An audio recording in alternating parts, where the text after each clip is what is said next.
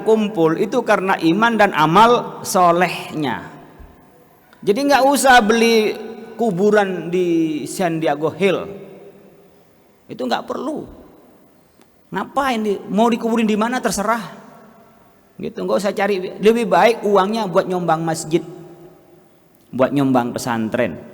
Karena bukan dekatnya tempat kuburan kita yang membuat kita dekat, itu karena iman dan amal. Mirip dengan handphone, mau ditumpangin begini sinyalnya nggak ada, mati. Ditumpangin gini HP, ditumpangin lagi, itu nggak ada sinyalnya. Jadi sinyal itu yang nyambungkan kita, Bapak Ibu sekalian, dan sinyal utama ya adalah iman. Ini wal muallafatu qulub, disebut langsung di dalam Al-Quran. Kebagian zakat orang yang jadi mu'allaf itu enak lagi apa? Nggak berdosa sama sekali. Jadi kalau saya ini dosanya banyak, mulai kecil saya sudah iman. Dulu pernah nyolong mangganya tetangga. Itu ada catatan, kan masih kecil dulu saya, tetangga diambil gitu kan, mah juga anak kecil usil kan gitu. Mungkin juga pernah nyewer teman atau dengki sama teman-teman juga dulu masih kecil muda, kan dosa itu dihitung. Coba bayangin teman-teman sekalian, dengan syahadat, miftahnya, kuncinya syahadat, asyhadu alla ilaha illallah wa asyhadu anna muhammadar rasulullah, itu sudah hilang semua dosanya. Itu kan enak sekali. Nah Bapak Ibu sekalian, kita dengan berislam kita menjadi wal muallafatu, jadi menjadi saudara ya. Sampai kapan muallaf itu, Pak? Itu yang kita harus bahas. Apakah selamanya muallaf atau tidak? Sayyidina Umar itu muallaf gitu ya. Artinya kalau dihitung zakat, jangan sampai kita ini terlalu lama menamakan diri sebagai muallaf. Harus segera berdaya. Tadi kita sampaikan, memang di masjid ini juga tadi ada dari Ian Consulting yang dari juga Sunda Kelapa, ini berbasis masjid aja, biar dekatnya dari masjid, sehingga di masjid tempat konsultasi keagamaan, mungkin mental, bahkan mungkin juga bisa soal ekonomi. Karena saya yakin dosanya diampuni oleh Allah Subhanahu wa taala, tapi tantangannya besar. Orang tua, keluarga, anaknya, mungkin secara syahadat banyak sekali tantangannya. Dan itu yang harus dimu'allafkan, artinya harus dicintai, dikasihi teman-teman kita yang mu'allaf.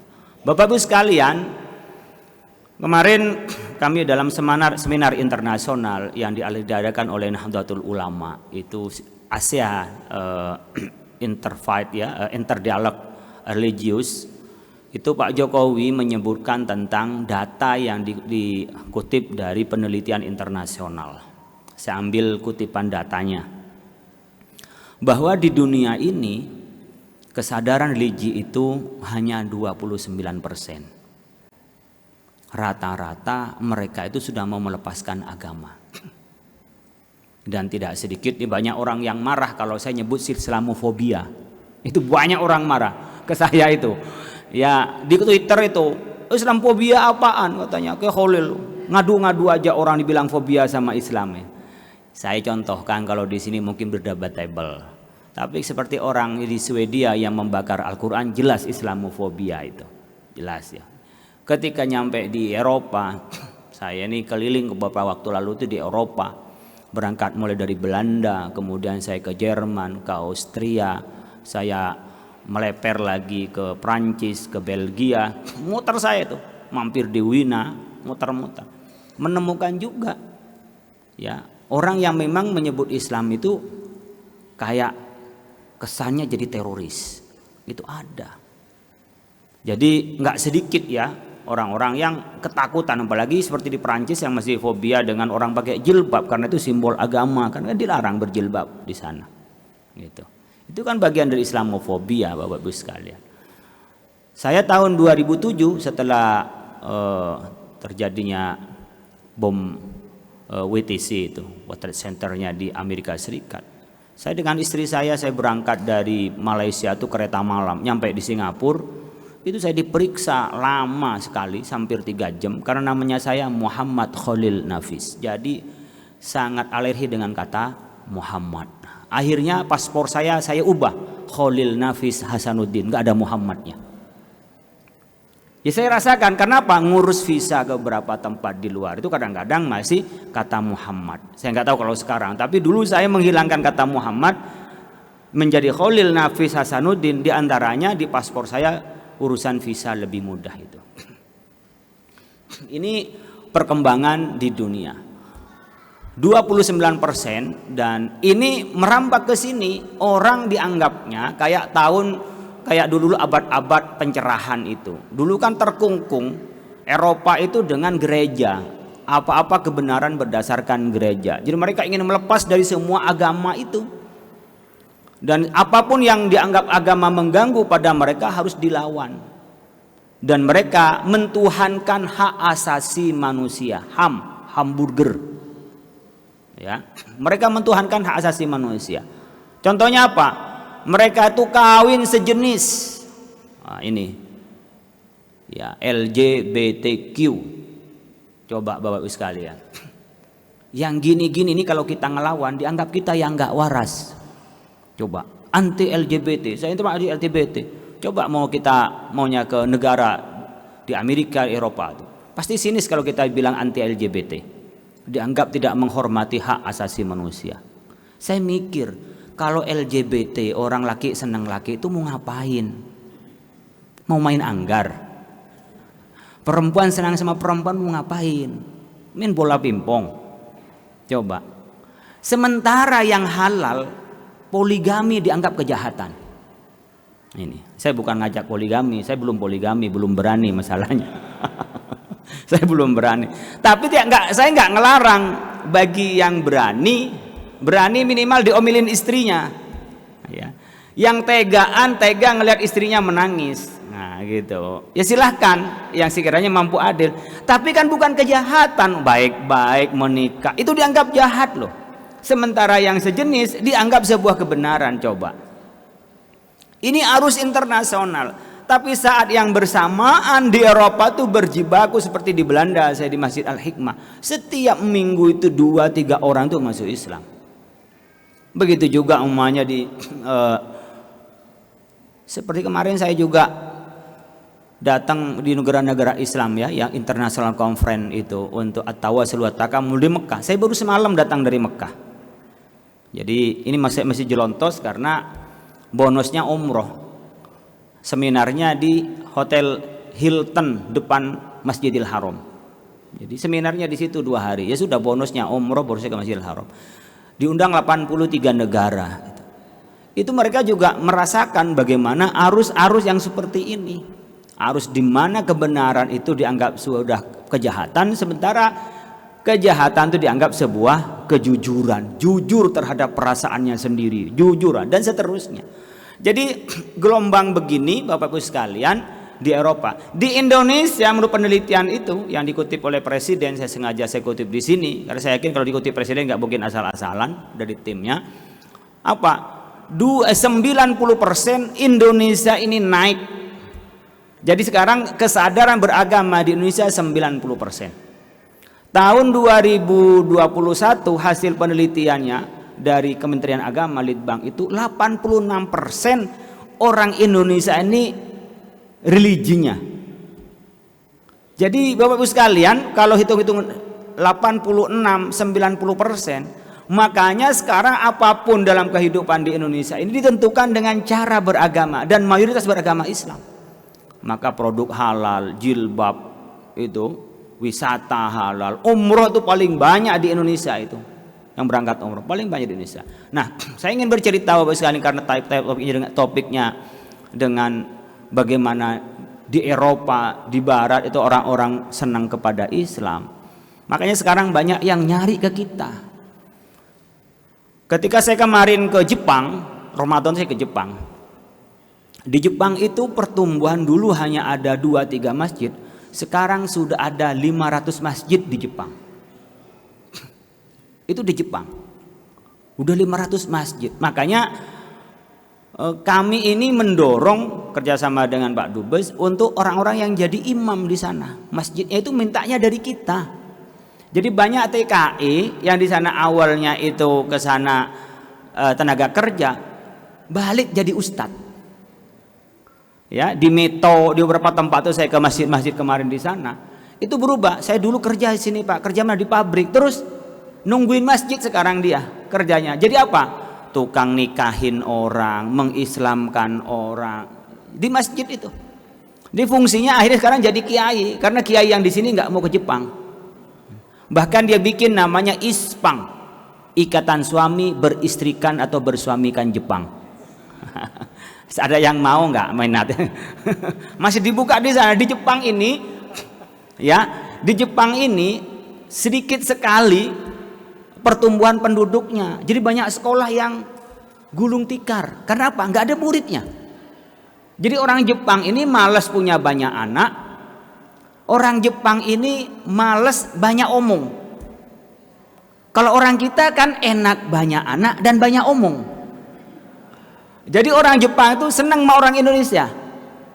Kalau mau coba silakan berangkat ke Jepang, nanti Jepang di sana.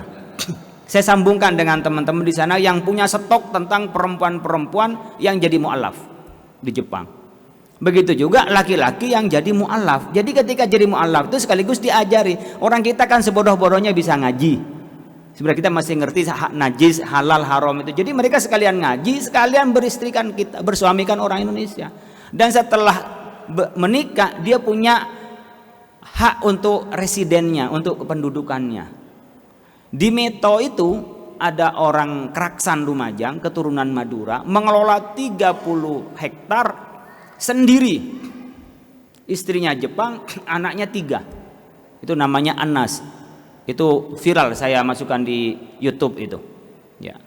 Nah, itu mengelola 30 hektar sendiri. Awalnya yang istrinya itu non, kadang-kadang di sana kan Shinto agamanya. Masuk Islam, dinikahinya punya anak, nggarap. Awalnya dia cuma nggarap sekitar 10 hektar, tapi lama-lama dia beli dan menggarap punya orang karena ditinggal sama yang punya. Orangnya nggak ada, dan di Jepang kalau ada lahan tidak digarap pajaknya lebih mahal. Nah, yang saya ingin sampaikan Bapak Ibu sekalian, di sana itu gelombang keislamannya nggak tertahankan. Jadi gelombang keislaman di Jepang itu terus, makanya tumbuh masjid di mana-mana. Nggak bisa juga dibendung oleh pemerintah Jepang, umpamanya kalau mau berpihak. Dan pemerintah Jepang nggak ada masalah, yang penting tidak bikin persoalan dengan tumbuhnya umat Islam itu. Dan mereka paling seneng kebudayaannya, kalau bahasa orang Jawa namanya hadroh, kalau bahasa kita namanya merawis. Jadi ini ada masjid ya di Yoga itu di Jepang. Ini sebelahnya sebelahnya itu diskotik. Jadi orang sambil mabok, sebelahnya sambil nge-gym. Ketika mabok dia masuk ke masjid. Kenapa? Senang dengerin merawis. Lama-lama orang ini masuk Islam, Pak. Berhenti yang ke diskotik, dia harusnya masuk Islam, aktif di marawisnya masjid itu. Berhenti juga yang mabok.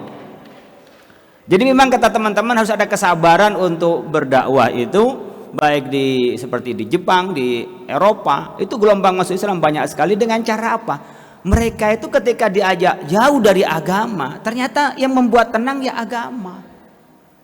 Di tengah tidak menentu seperti sekarang ini, apa kira-kira yang paling bisa dipegang? Agama.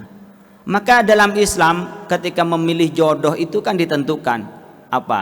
Pertama, li nasabi, li jamaliha, li nasabiha, li maliha, kemudian li diniha.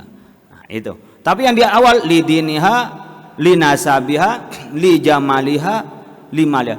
Karena dia agamanya bagus, yang kedua karena turunannya bagus, yang ketiga karena hartanya banyak, yang keempat karena jamal, nasab, harta, apa lagi?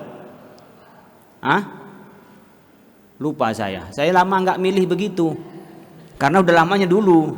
Agama, nasab, harta, oh cantiknya. Waduh, saya pikir istri saya masih cantik jadi lupa saya ngomongnya. Tapi kalau kita karena cantik, karena agama, harta dan nasab, katanya Islam apa? Fatfar bidaditin taribat yadak. Cari yang agamanya bagus, taribat yadak, Anda akan bahagia. Anda akan senang. Artinya apa? Ketika saudara-saudara kita di Eropa, di Asia itu milih ke Islam, ya, mereka mau tidak mau Bapak Ibu sekalian, karena agama yang membuat mereka tenang. Jadi gelombang mereka mencari kesenangan, kemudian membebaskan diri sebebas-bebasnya, itu ternyata mereka juga milih Islam lama-lama. Oh ya, ternyata kita nggak bisa membiarkan nafsu itu. Jadi nafsu itu katif liintuh milhu syabba'ala. Nafsu itu kayak anak kecil, tambah dibiarkan tambah ngelonjak. Jadi memang harus dibatasi, tidak dilepas selamanya. 4 bulan lalu itu saya juga ke India Bapak Ibu sekalian. Di India yang banyak juga kedengaran ada diskriminasi ke kita.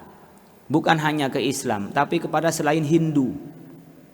Teman-teman di Nasrani, di Katolik juga merasakan yang sama. Tapi makin digencet coba pertumbuhan populasinya di India itu sebenarnya Islam sudah paling banyak di India itu ya sudah. Bahkan ketika kemarin India awal dulunya dari masih nyambung dengan Pakistan, kan Pakistan memang dijadikan negara yang untuk Muslim sebenarnya. Makanya India nggak mau diganggu. Ini Hindu nggak boleh, Islam nggak boleh, agama lain. Tapi pertumbuhannya itu juga tak terbendung di India, pertumbuhan umat Islam di sana. Jadi Bapak Ibu sekalian, ketika kita ini beragama Islam, ya karena di Islam itu yang menjanjikan ketenangan. Jalan yang baik adalah Islam. Dan enaknya teman-teman sekalian yang masuk Islam itu, pertama tentu dosanya diampuni. Ini bagi orang yang diampuni dosa kayak lewat begitu saja kan, karena nggak berupa barang. Coba Bapak sekalian, saya beramal yang sebanyak-banyaknya, setinggi-tingginya amal saya. Tapi ternyata saya ini tukang ribah. Nah, ini tukang ribah. Tukang ribah itu kan dosanya, makanya ada fal yuhallil, ya, dihalalkan dulu sebelum semua amal-amal kita ini hilang, Bapak Ibu sekalian. Kenapa kita perlu menghalalkan? Ya karena kita ini butuh minta maaf. Karena kita riba ke orang lain terus, itu kebaikan kita pindah sama dia. Lama-lama kalau kebaikan kita udah habis, dosanya dia yang kita ambil. Itu baru tahu nanti di akhirat. Kita sudah bersujud tengah malam. Ini tukang ghibah kan gampang sekali sekarang pakai HP kan. Ghibah itu paling gampang pakai HP, di grup itu nggak merasa ghibah. Ghibah itu apa? Ngomongin orang yang sebenarnya, tapi orang yang diomongin tidak suka. Itu ghibah. Orang cerewet dibilang cerewet. Kalau nggak cerewet dibilang cerewet, itu fitnah. Jadi tukang gosip, nah, gosip yang benar-benar ada, keburukan orang disebarkan, orang suami istri berantem, bener berantem, tapi diceritakan sama orang lain. Buat apa diceritakan berantemnya? Nggak ada manfaatnya. Itu dosa, ghibah, dan dosanya bisa kita ngambil orang yang diomongin. Tapi kalau orang nggak berantem dibilang berantem, itu namanya fitnah. Nah kita ghibah sekarang gampang banget ada di HP. Kita kan berapa sekarang? Kalau ketinggalan handphone kita kemanapun pasti balik lagi kan. 8 jam kita minimal pegang handphone. Tapi kalau ketinggalan istri kan nggak mungkin balik ke rumah. Ketinggalan HP pasti balik. Nah di sini kita ini ngomongin apa saja bisa ghibah dan seterusnya. Apalagi kalau nanti pilpres, wah itu udah ghibah orang, itu keburukan orang itu muncul semua. Oleh karena itu Bapak-Ibu sekalian, kita diajari oleh Islam dan kita dengan Islam itu karena memang ad-dinun nasihah. Agama inilah yang memberikan nasihat kepada kita. Gimana jalan yang benar, gimana jalan yang baik. Makanya berbahagia teman-teman sekalian yang diberi hidayah oleh Allah. Mungkin tahu kebenaran, tapi nggak semua orang diberi hidayah. Ada taufik, ada hidayah. Taufik itu adalah kebenaran berpikir dengan teori dan kenyataan. Tapi hidayah adalah petunjuk dari Allah. Terakhir saya ingin cerita Bapak sekalian soal hidayah. Ini yang ringan saya rasakan. Kemarin saya itu umroh. Pas masuk ke Masjidil Haram saya bisanya tawaf. Nah terakhir saya mau tawaf wada. Tawaf wada ini saya pagi-pagi cepat masuk ke Masjidil Haram. Dibawa tapi nggak bisa ke depan Ka'bah karena untuk yang pakaian ihram saja yang ke depan Ka'bah. Jadi ketika tawaf wada saya langsung naik ke atas dulu ke lantai 3. Lantai 3 ini sekali tawaf itu sama dengan 7 kali depan Ka'bah. Saking muternya itu sekitar berapa kilo, mungkin ada sekitar 3 kilo itu. Nah, saya di atas itu kayak lihat ke bawah, ngelihat orang yang berangkat ke Ka'bah dan yang pulang ke Ka'bah. Kok saya itu konsentrasinya orang yang pulang dari Ka'bah itu seperti orang yang berangkat. Jadi saya ngikutin arusnya orang yang pulang dari Ka'bah itu. Itu di lantai 2 ngikutin ke bawah yang orang keluar dari Ka'bah. Kok tambah jauh dari Ka'bah? Setelah mentok saya baru sadar, loh, kok saya nyampe di sini? Ternyata harusnya belok kanan, saya belok kiri. Padahal berapa kali saya itu ke Masjidil Haram. Dan itu tidak penuh. Orang udah pulang semua, udah pagi itu orang udah pulang semua, udah ntar lagi waktunya duha. Tapi Allah nggak memberikan petunjuk kepada saya, meskipun saya haji ya sudah 4 kali. Kemudian umroh udah nggak kehitung, artinya ke Masjidil Haram udah berkali-kali sendiri.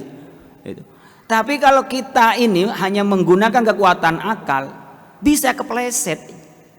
Masuk mau tempat tawaf aja itu bisa keliru ke tempat pulang. Oleh karena itu Bapak sekalian, kita ini perlu terus berdoa untuk mendapat hidayah dari Allah. Jangan sok-sokan, jangankan yang baru ngaji, yang jadi kiai aja itu belum tentu dapat hidayah. Tahu sholat malam itu baik, apakah kita melaksanakan sholat malam? Itu namanya tahu taufik tapi belum hidayah. Begitu juga orang yang tahu kebenaran Islam belum tentu dia dapat hidayah. Innaka la tahdi man ahbabta walakin Allah yahdi may yasha. Kita nggak bisa memberikan hidayah kepada siapapun. Anak kita seperti Kan'an nggak bisa. Nabi Nuh memberikan hidayah, tetapi hidayah dari Allah Subhanahu wa taala. Selamat Bapak Ibu sekalian mendapat hidayah dari Allah sehingga diberi kesempatan untuk taubat, diberi kesempatan untuk diampuni dosanya, dan Bapak Ibu sekalian yang mu'alaf mendapatkan pengampunan dan kemudahan oleh Allah. Kalau toh ada beberapa hal sandungan dalam keluarga, itu adalah bagian untuk memperbanyak pahala dengan dihadapi secara sabar. Mudah-mudahan bermanfaat, kurang lebihnya mohon maaf. Wallahul muwaffiq ila aqwamit thoriq. Assalamualaikum warahmatullahi wabarakatuh.